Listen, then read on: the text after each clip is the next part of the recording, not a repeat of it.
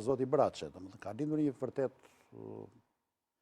një farë konflikti midis disa fermerëve dhe një kompanije, po flasim me emra se kush janë, çelësi kanë. Mund të ndodhë në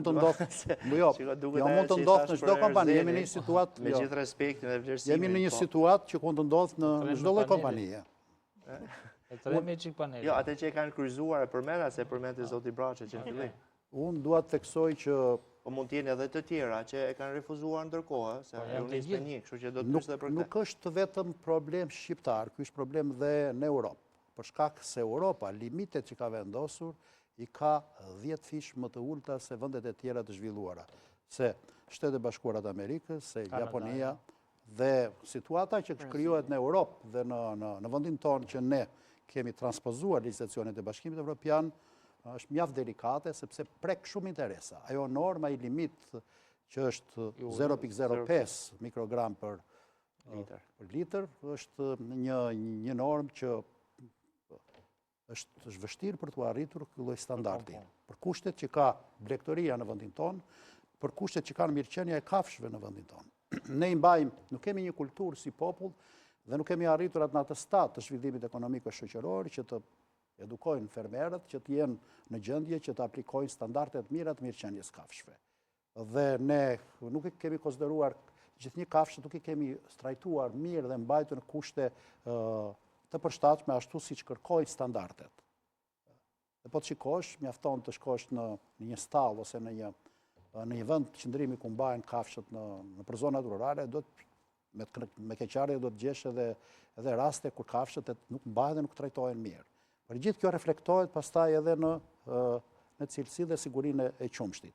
Madje nëse aty do ketë ushqimet e kafshëve dhe kafshët do të kullosin, do të ekspozohen me ngarkesë mikotike gjatë ushqyerjes së tyre në kullot apo ushqyerjes duke i dhënë drithrat apo koncentrate të ndryshme, natyrisht që mbetjet e aflatoksinëve do të transmetohen në qumësht.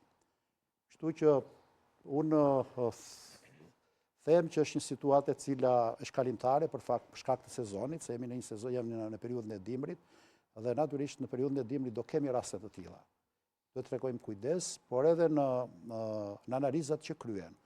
Përcaktimi i aflatoksinës nuk është e lehtë, kur bëhet fjalë për të përcaktuar nivelet deri në 0,05 mikrogram për liter, kërkohen pajisje instrumentale të ndjeshme të cilat jenë në gjendje të detektojnë ose të përcaktojnë aflatoksinën në këtë nivel.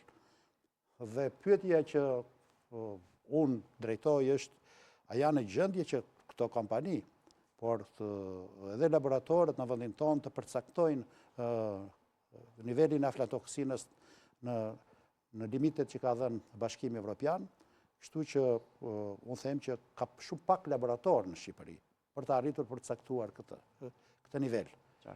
Madje kompanitë e mëdha kanë përdorin ca teste screening që janë teste të vlerësimit, po edhe kësajor, por saksia e madhe së tyre të lë për të dëshiruar, për faktin sepse kërkojnë pajisje instrumentale të ndjeshme që ato të përcaktojnë nivelet të sakta.